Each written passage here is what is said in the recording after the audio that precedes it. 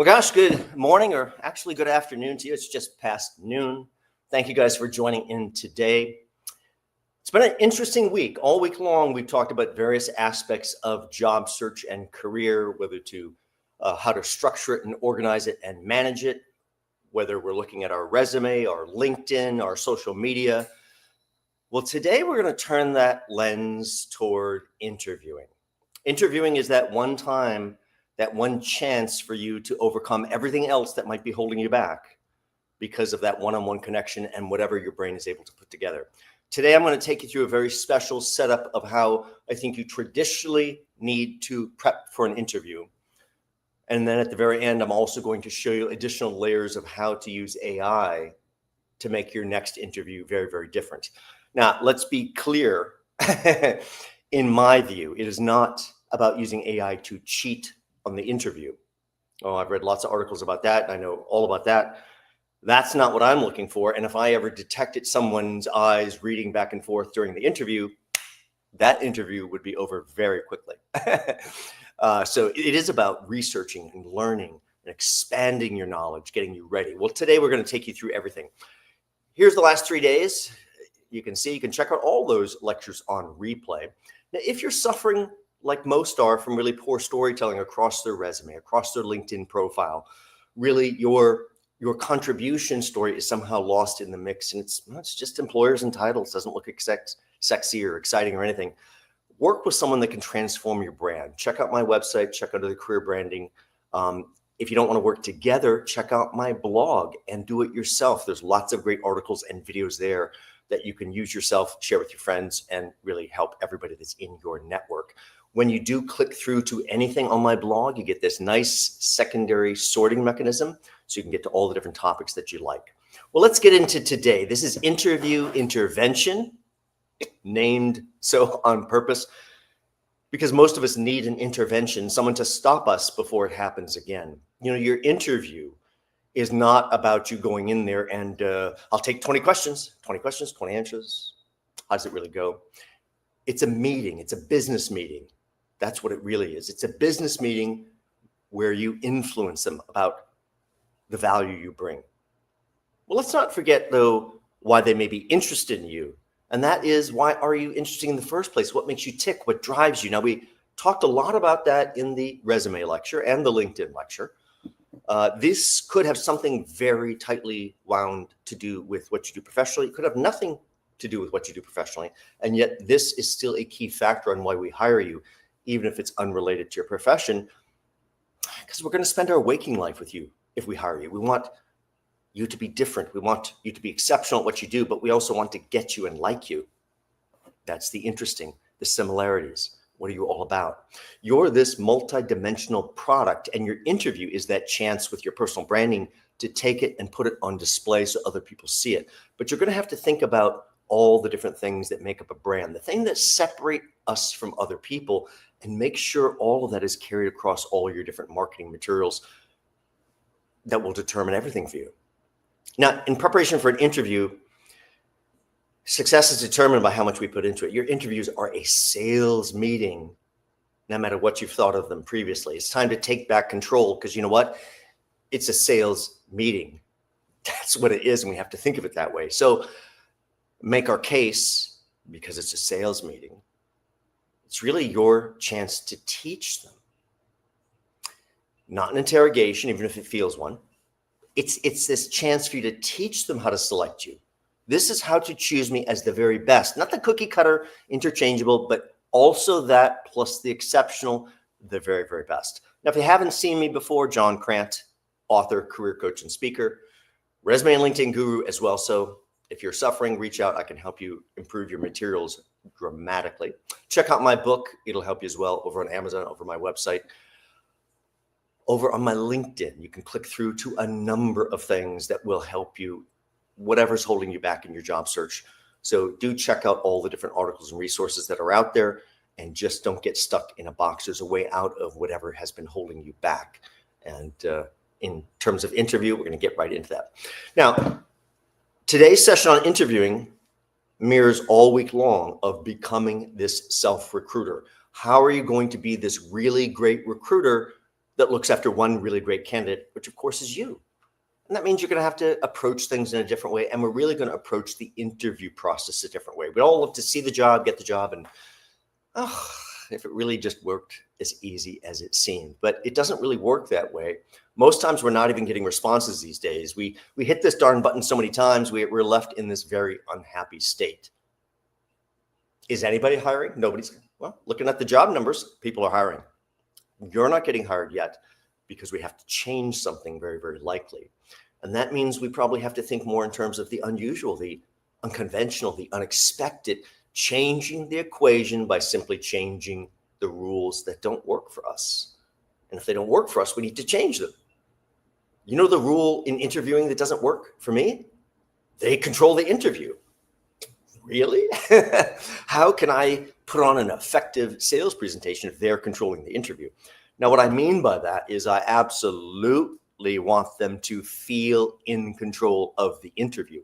And yet I want to control that interview like a puppet master. I want to lure them into the areas I want to talk about. I want to even lure them up onto their own soapbox if I'd like them to disclose things about themselves. You know, going into the interview, thinking about your product, you know what you have to be? Not mediocre. So this is meant to motivate you. About half of the workforce, unfortunately, hate to say it, is mediocre.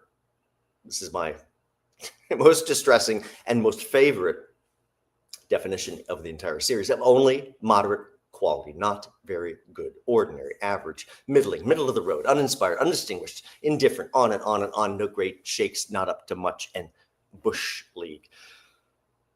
If that's half the workforce, wow, that is a downer. But there's a silver lining here. If you understand this, what do you have to be?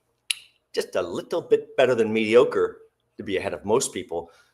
And if you simply put a little heart and soul into whatever your function is, just don't do it for the paycheck, heart and soul into that function, you'll naturally be the top 1, 2, 3% in your field.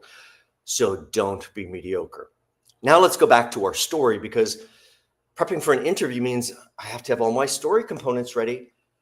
Why don't you think about if you had 20, 30, 40 different career stories of all different types at the ready in your head? Now, rarely does anybody really kind of have that. Maybe they have 10 or 8 or 4, very few examples.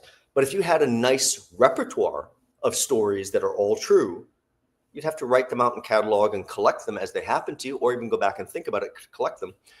Those stories are great ways to convince people, to teach them how to select, that you're the one that can solve their problem. So when we get ready for interview, of course, we have to think about the format. Is it in person? Is it over the telephone? Is it on Zoom?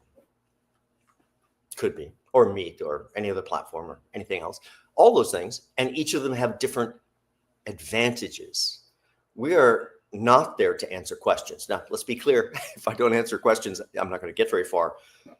But I'm not there to answer questions. I am there to use the device of the Q&A to position and sell myself. And that means if they ask the right question, oh, I love that question, I'm going to answer that question directly.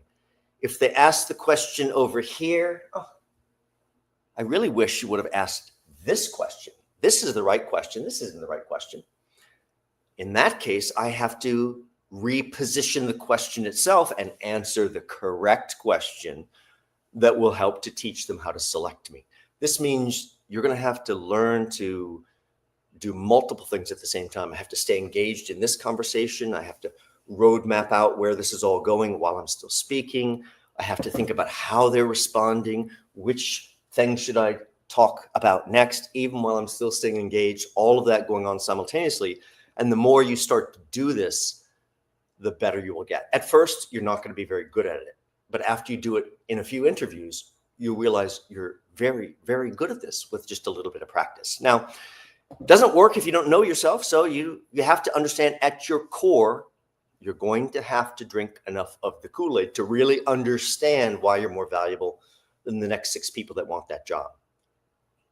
Now, if you were tuning in all week long, you saw a different John on camera.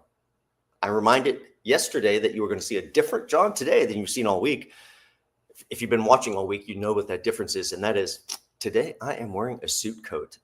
Now, full disclosure, my suit coat was over in the dry cleaners along with a couple others, and I hadn't gotten over there to pick it up. I'm like, well, we can do a little more casual, but not for interview.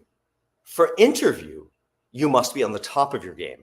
You come in looking relaxed, you're very likely not to get it. Let's stop and talk about this dress for a second because it's very, very important.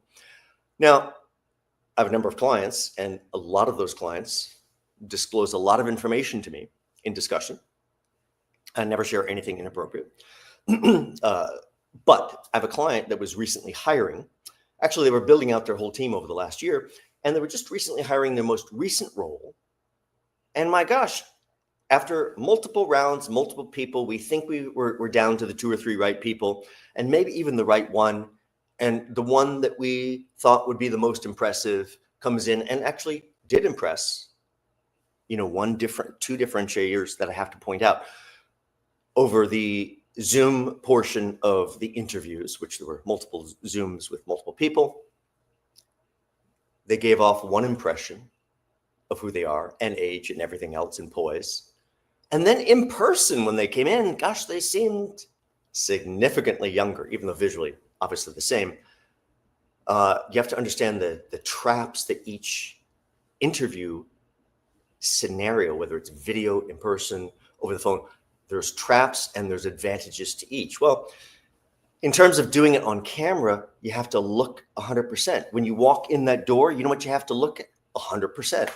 So this person who is poised to get this 6-figure plus job walks in the door to a very prestigious organization. I won't give you any more details, so we can't really understand who it is.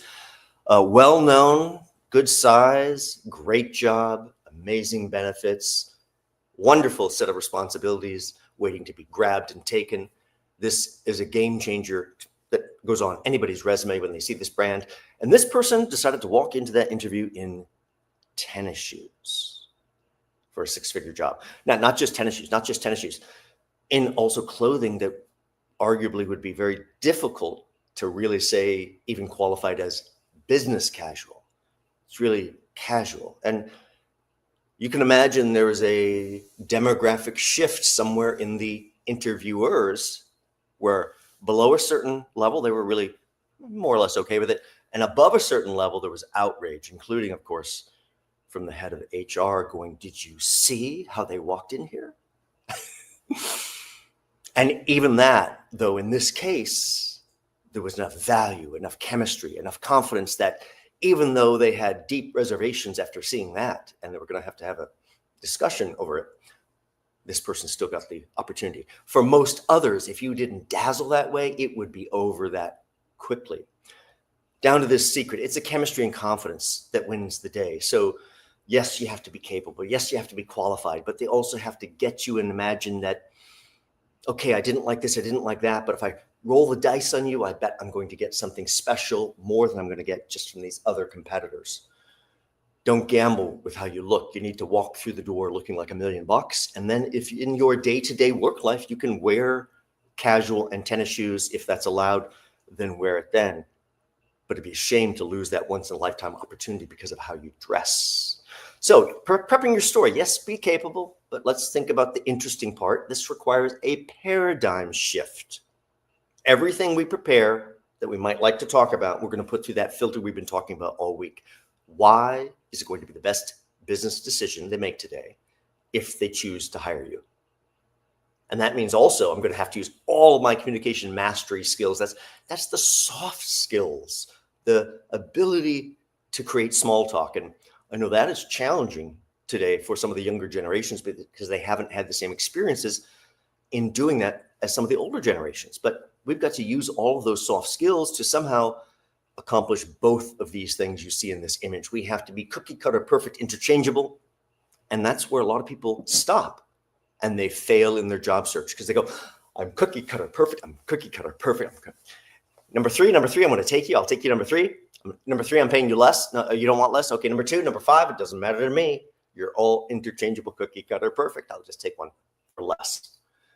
You see the problem that happens if you just try to be that. You have to be that, of course, but you also have to paint yourself as different, exceptional. Somehow stepping out of line, using those soft skills in the very best way.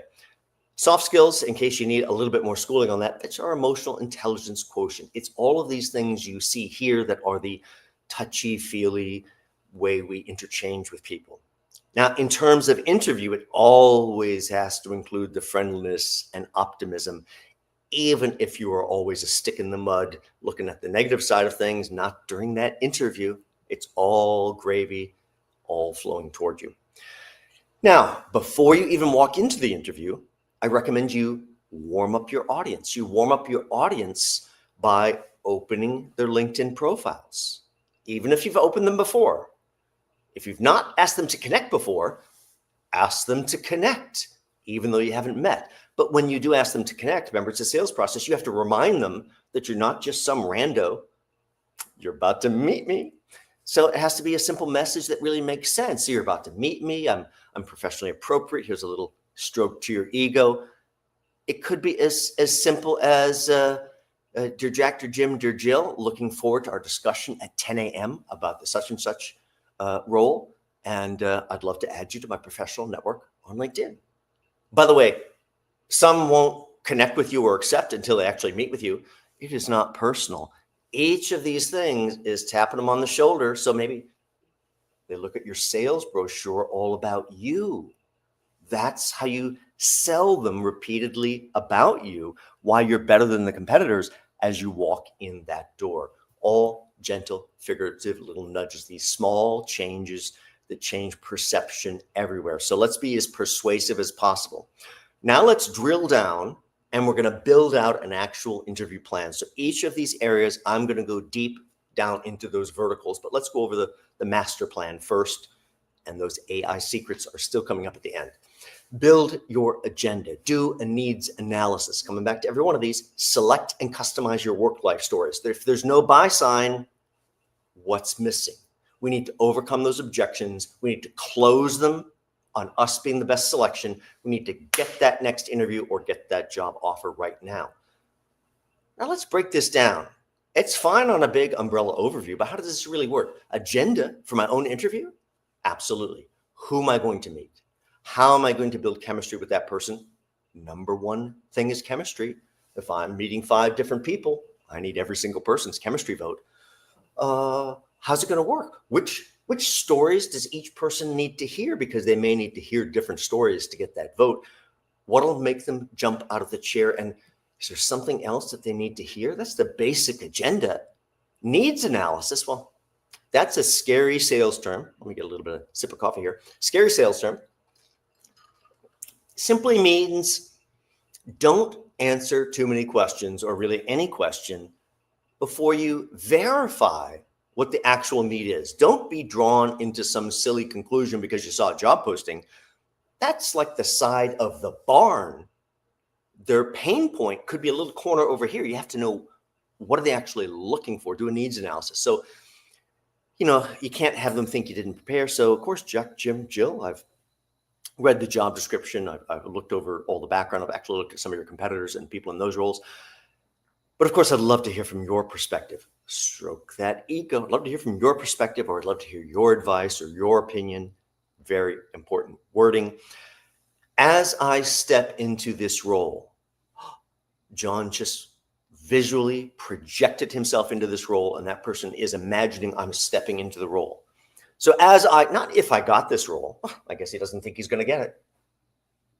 As I step into this role, Jack, Jim, Jill, what are the most critical elements I need to get control of in the first 30 to 60 days, in your opinion? Now, avoid 90 days. 90 days triggers something very, very different in the brain. 30 to 60 days, they will tell you instantly, because they've just thought of it, what is on fire, what's about to derail, what has crashed and needs to be worked on as a disaster area. Those things tend not to ever be in the job posting. And those are the critical elements that if you have that background, my gosh, I could sell just to those 2 or 3 points. They'd hire me today, very, very likely. What have you not seen? That was a great question. They'll tell you exactly why they've not hired. Say, Jack, Jim, Jill, it seems like you've met a number of individuals. What have you not seen?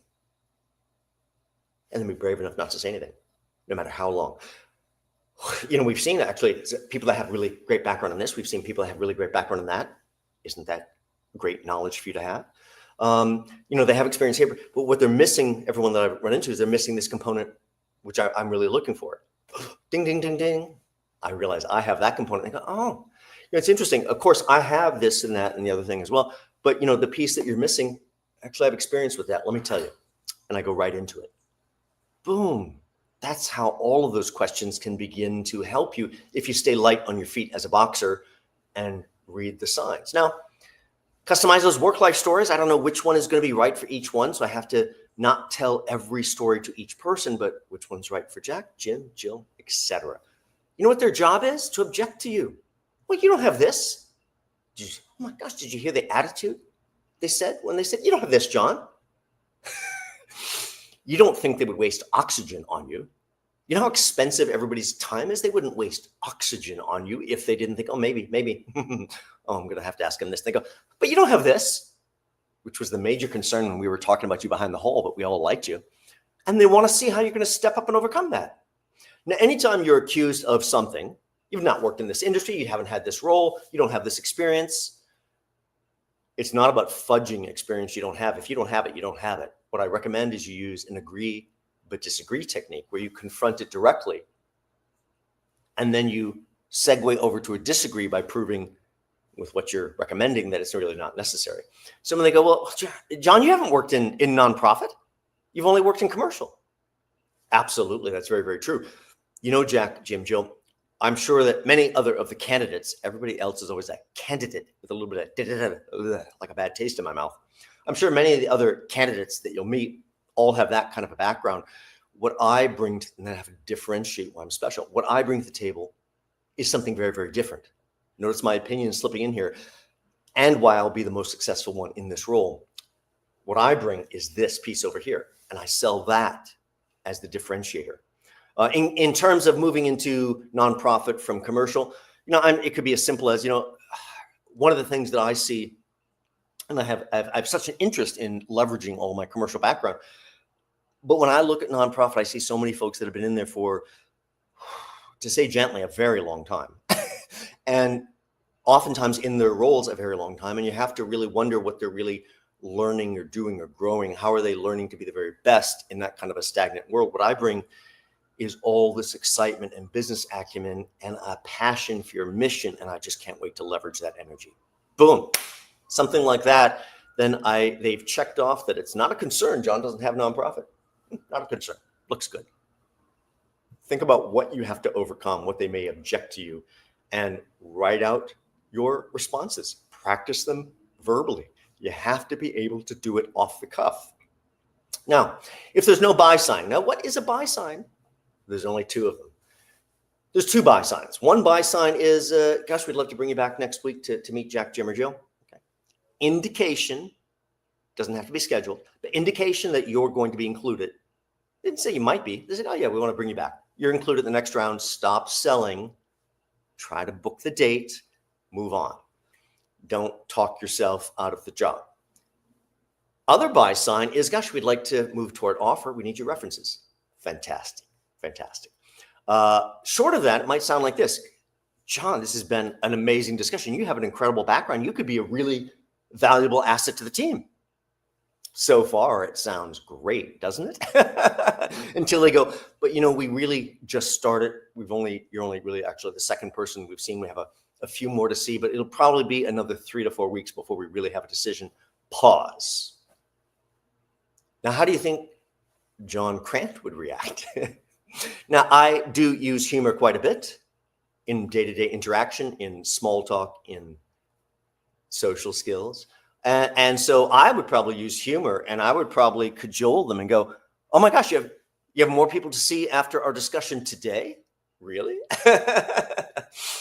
I can start on Monday if you need me. No, absolutely no pressure. You should see other individuals. It'll help you have clarity in who can bring most value to this role. And do you think I can talk them out of seeing people they're already planning to see? Of course not. But what I do want to set up in their brain is those people are just not going to quite rise to the same level. This is my opportunity to hit such a high benchmark of persuasion that I have to keep the momentum going. Now, the other thing, if I don't get a buy sign, and after the cajoling and everything else, I'm going to actually have to ask them a couple questions that take control of their brain. The taking control of their brain is going to help them visualize their hiring process like a 2D, almost like a 2D drawing, a little racetrack. And they're going to imagine where between start and finish I am. And right away, they're going to think of what's wrong with me, which I know you're not excited about. John, you want them to think of what's wrong with me? Well, they gave you no buy sign, so you didn't win. Now, you didn't lose yet, but you didn't win. Your odds of winning after this with no buy sign drop dramatically. So in my view, it's worth taking a measured risk. You have to decide your own measured risk and your risk tolerance. I have high confidence in my background. I have high risk tolerance that I can persuade them I'm the one. So I'm going to move on to closing questions and say, really as simple as this. I'm going to close them to help them see me as kind of the best. I'm going to go, Jack, what have you not heard? Or what have we not discussed? A little positive, negative on the energy, because I don't know how their brain is wired. That would help you in your decision process for this role. Yes, it does have to be almost as theatrical as I just said it, because you're helping them go, this. It's just 3 elements and they all have to pop. That's pretty good, by the way. If you've seen me speak before, or if you've come to any of my in-person lectures, that's probably not really as strong as I would like it. Here's an even better one. Jack, what have you not heard or what have we not discussed that would help you in your selection of me as the very best individual for this role? By the way, don't forget, you are always an individual, never a candidate. Candidates are disposable, replaceable, interchangeable. Individuals are individual. This will really help them. Whatever it is, overcome that objection, or if they can't come up with anything, gosh, Jack, it sounds like we should be talking about start date. Now, some might go, oh, that's too aggressive. Okay, but in this job market, I'm going to get that job and you're not. We have to learn to cross those areas of comfort in the right way with the right nuance and balance. And that means we're going to have to make those judgments all the time. There's your whole list of how to properly build an actual plan. Now, your real homework is preparing the questions and answers. Now, you know your field more than I do. So write out a list of questions. If you were the hiring manager, what would you ask to find this right person that is you? Answer those questions really great. Write them out, practice them, get them in your muscle memory in your mouth. Then add these 3 self-recruited questions on top of your questions. Tell me why that I should hire you over all others that I see. This is kind of like throwing down the gauntlet. Not likely to be asked this way, but absolutely elements of this answer have to be mixed into my other answers. Here's another one. Tell me why my work life will get easier or better if I hire you. Definitely not likely to ask you this way. But absolutely elements of this answer must be mixed into my other answers. If they imagine their work life getting easier or better, do you know who they're going to hire? Tell me why it's going to be the best business decision I'll make today if I choose to hire you. Still not likely to ask it, but might. And again, this is the make the case for yourself, close the deal, throw your competitors under the bus when possible. Practice makes perfect. This means you can practice in a vacuum. Most people, even alone, are not confident enough to practice out loud, even in their own space. Oh my gosh, the neighbors might hear me and think I'm crazy. Well, I'm giving a lecture near my front door. There's probably neighbors out in the hall listening right now. And they may think, what's going on over there with John? Well, he's giving a talk. Get a coach, get a friend, practice till you are blue in the face. This has to be organic to you without hesitation. That's what impresses the most. Reminds me of years ago. My father's passed away now. He passed away at 91. But years ago, he had come to see me speak for the very first time. I grew up Catholic. My dad was a Catholic deacon, so I've certainly seen him speak many, many times. He'd certainly never seen me speak, and I was never a speaker. I'm like shy little rabbit, never going to become a speaker, and voila, I'm a speaker. Never thought I would go this route. And yet he came to see me, and yes, I was a little bit nervous because my dad's in the audience, and it was a big audience, and the first time he'd see me addressing anybody. and big Q&A at the end, and even people stopping in the middle and asking questions. And the first thing he remarked, besides pointing out a few verbal tics that didn't jive with his generation, he's like, you should fix those. I said, I will, Dad, thank you.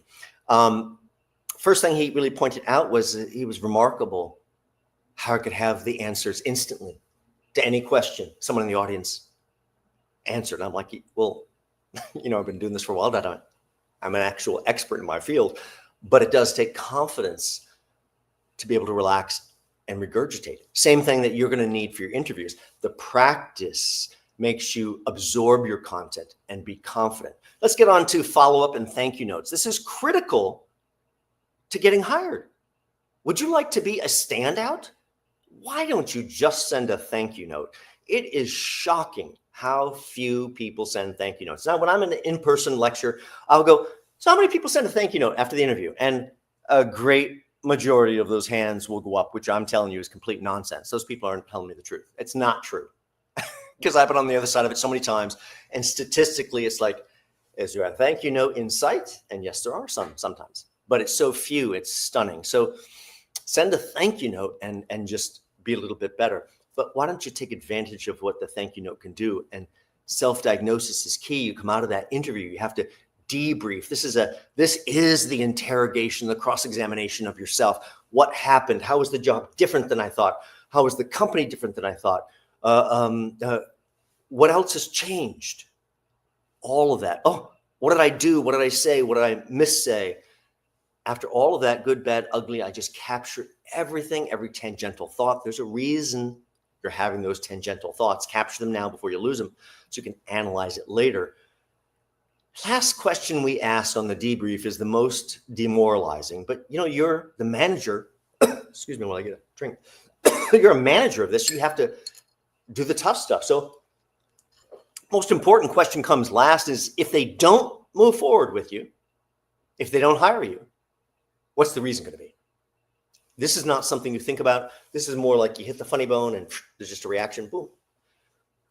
This is training your gut to be able to hear and listen and react. And after the first few times, it'll be very, very good for you. So think about how you're going to change all of this. Hope on the LinkedIn side, you're still seeing me. I'm getting a little warning that may not be going so well over in the LinkedIn stream. The other streams on YouTube and Facebook are still running if the YouTube is having a problem.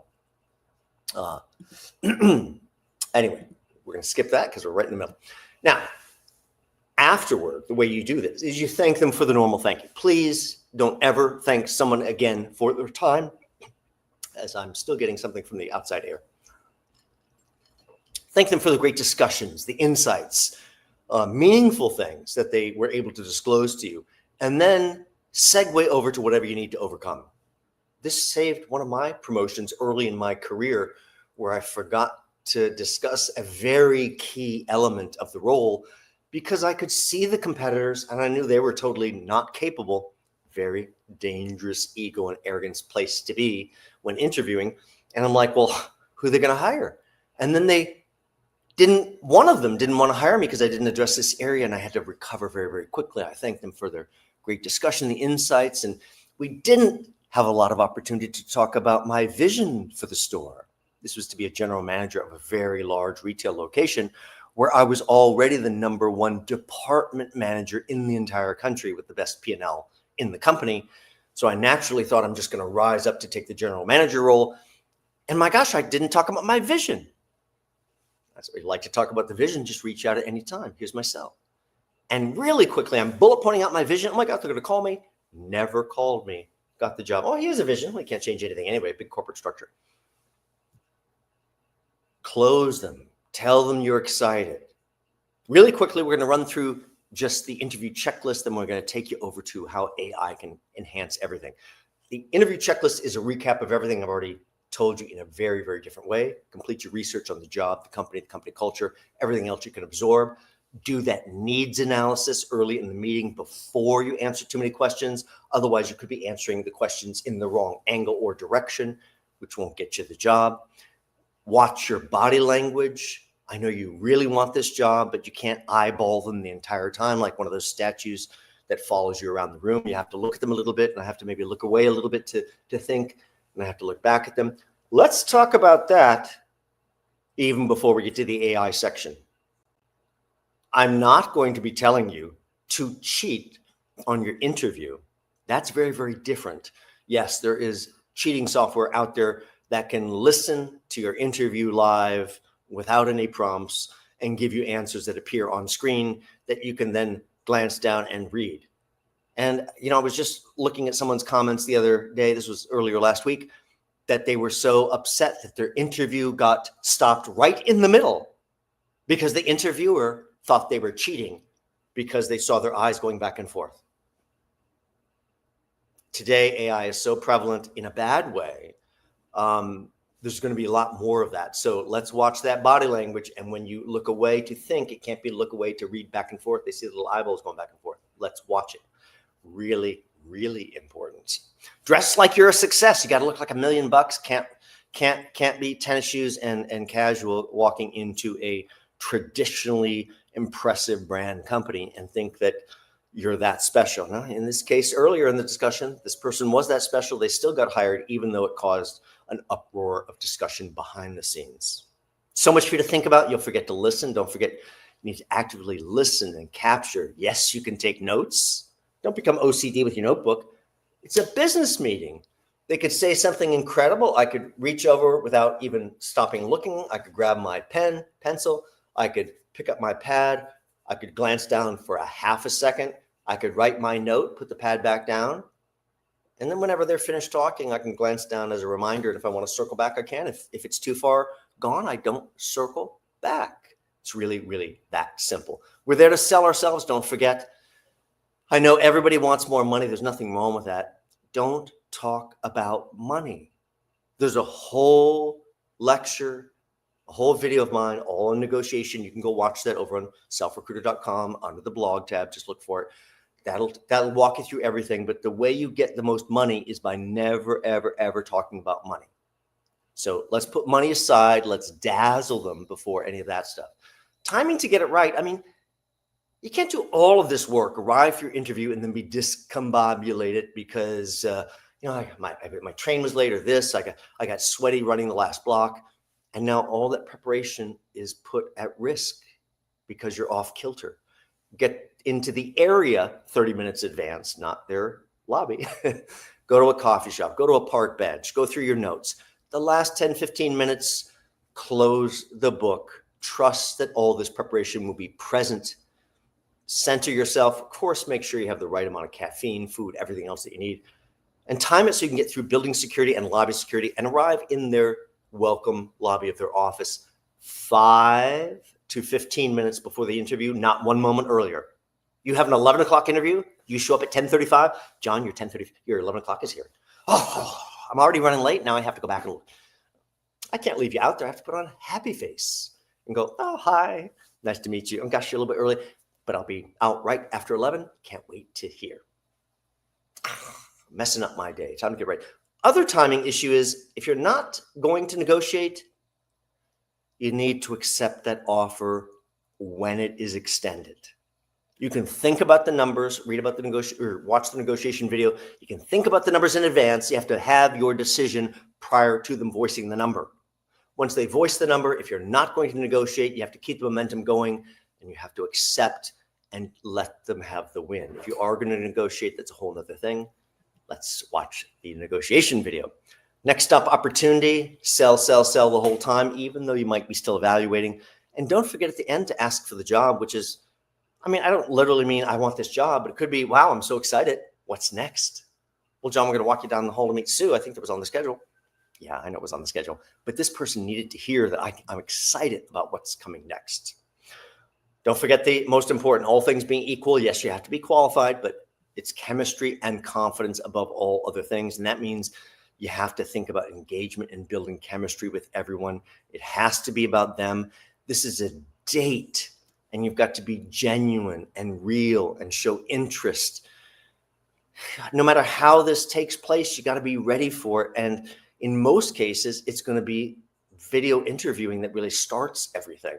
So here's a whole section on video interviewing. and then I'll show you the AI secrets. In terms of video interviewing today, I didn't teach this a few years back because most people were so bad at video interviewing. But after pandemic, everything has changed. And now video interviewing has become a critical component to almost every single hire. Now, here are a few backgrounds and videos that I pulled off of Pinterest. Someone had been collecting some of the backgrounds, and I wanted to just go through what yours should look like. Now, first off, you see this background I have, and you may see a little bit of occasional ghosting around objects like my fingers. Yeah, this is a virtual background that I'm using right now to give a little more depth, adding light, everything else. It's a little bit more interesting than me standing in front of this nice brand new closet. I just did a remodel. And this was always my broadcast space, but now I'm in front of a new closet, which really provides really great storage across this whole area. So what do these people choose? It's chemistry and confidence. Do we see it? Do we see it? I don't really see it here. I'm not even sure this person knows that they're at a job interview, and they're certainly not interviewing for a sports team or any sports related role. Chemistry and confidence win the race. I don't really see. I don't really even see anything here. All I see is you crouch down and I see the bright window, and there's no confidence. It's like little mole people or something. Chemistry and confidence win the day. Do we see it? Do we see it? I bet you I don't see it. I don't see it. I think this person thinks it's there, but all I see is attitude and their ceiling, and I don't really need to see that. That doesn't convey what they need to convey. Chemistry and confidence win the day. I'm going to give the confidence vote on this one. I'll give the confidence vote. Looks pretty good. Looks pretty good.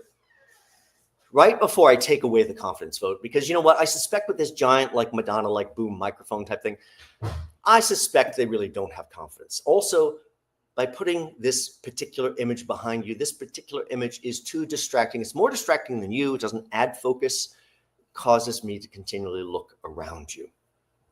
Chemistry and confidence win the day. I'll give them the chemistry. I'll give them the confidence. You might even go, looks a little gruff. I don't know.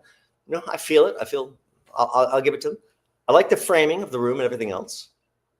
I don't really think upstaging yourself with a giant image or photograph or something behind you that people keep trying to figure out what it is really going to help you. So we have to think about that. Chemistry and confidence win the day. Do we see it? Do we see it? Well, I'll give them the chemistry. I'll give them the confidence. But here again, it's like we have to think about our background. We're being upstaged. We're getting terrible reflection because of this light curve. And really, you're just going to get people trying to zoom in to see what these pictures are. It's a complete distraction from the individual. Chemistry and confidence win the race. Do we see it? Do we see it? Gets both votes. Gets both votes. Although I don't think the little Princess Leia earphones are really great. So these giant headphones have to go away. I know you might like them. They've got to go away. That's not appropriate for this interview. Even these smaller headphones are too invasive. It somehow looks like you're not confident enough to speak to me. Other than that, I like the chemistry. I like the confidence here. And even though this is just a stock image, they picked the right one. They picked the right one that doesn't distract from them, adds focus to them, also adds depth. And gosh, that's a pretty good one if I'm looking at it. So, but those medium headphones got to go away as well. Chemistry and confidence win the day. Among all of these, this is the winner. This is the winner right here. I still would prefer wireless buds, but it doesn't really matter. Simple wired buds are fine. They disappear. Yes, better sound. I get all of that. It's a little too up the nose. I wish it wasn't. Yeah, please fix that camera. Elevate the computer if necessary. The left and right framing with a little bit of a little bit of image. All nice, balanced to you. I might like a little bit more balanced light on the one side, but overall, if all things are equal, which they never are, this one would be the winner. How do you want to present yourself? So video setup is incredibly important. I'm going to show you my video setup. Now, it won't actually be today's video setup because I just did a renovation and now I'm standing in a different place. But let me show you three different setups that I've had. This is over by the main window. This was during pandemic. This was for my other half to work from home. You need great light to look good. Now, I can't really stare into the window light all day long. I have hazel eyes and irritates the heck out of me. So not something I'd like. Very likely have to elevate the computer because the camera has to be eye level. So I'm not looking down, I'm not looking up, none of that stuff. And on certain days, you may need a light ring, and most of those light rings or light things all have color tone adjustments as well. So if you're looking too red, looking too white, looking too blue, whatever it is. If you want to sound great, you're probably going to have a condenser mic that looks great and sounds great, and you're going to have to probably stand up.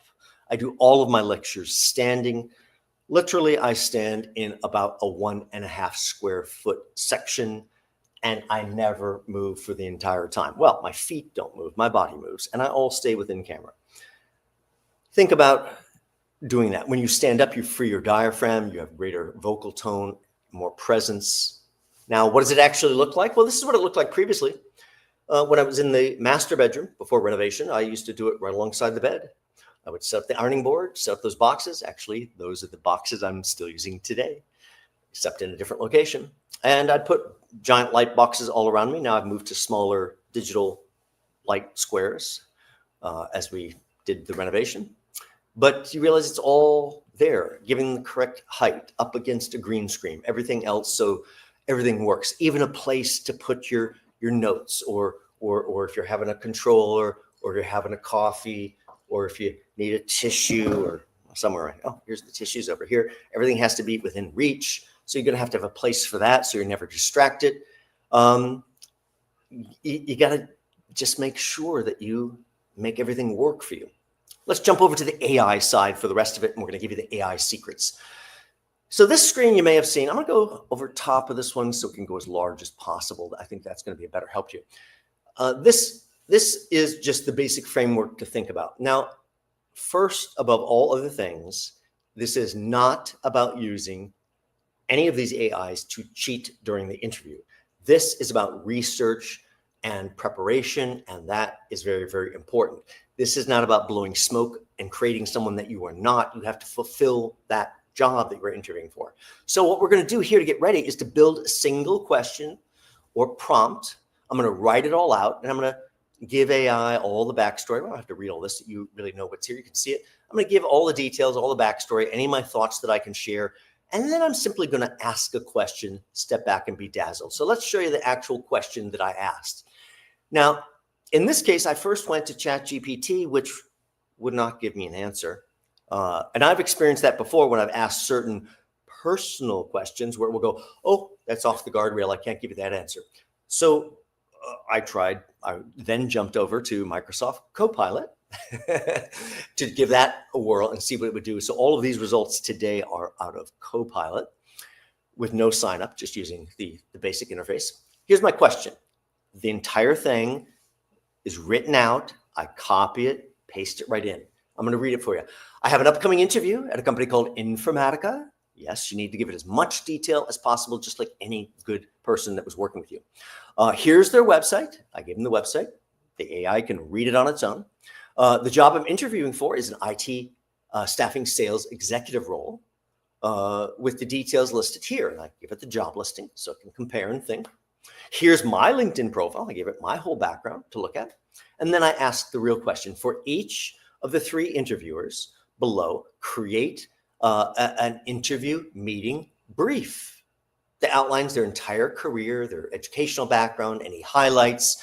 If they have a certain communication style, let me know that also. If there's certain areas I should focus the conversation on, please share that with me as well. And here's the 3 people and their LinkedIn profiles. And boom, what do I get? What does AI spit out to me to prep for my interview? I guess I have to hit the key again. Well, first, it's really nice. Oh, sure, let me provide you a brief. And oh my gosh, very, very quickly, here's the first one. Here's Steve, the SVP of Global Revenue Operations, the current role, where they're based, their focus area, interview focus, and how we really need to tickle this person to capture their interest. Here's the next one. Not sure how to pronounce the first name. Ati, I guess. There's their background, location, focus area. Here's how to focus your interview with very specifics on the details. Here's Aaron, again, with the background, previous roles, leadership style, interview focus, what would be important to them.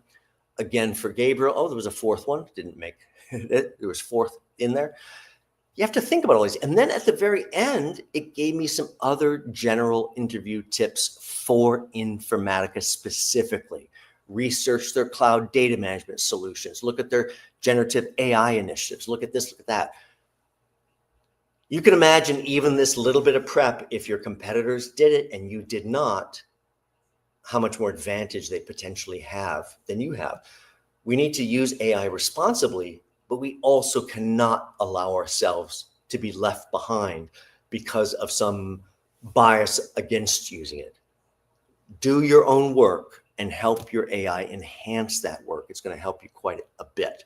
Thank you guys for tuning in today. All of the sessions this week are available on replay on LinkedIn, on YouTube, on Facebook as well. So if that LinkedIn glitch caused the rest not to be seen, they are available over on the other platforms as well.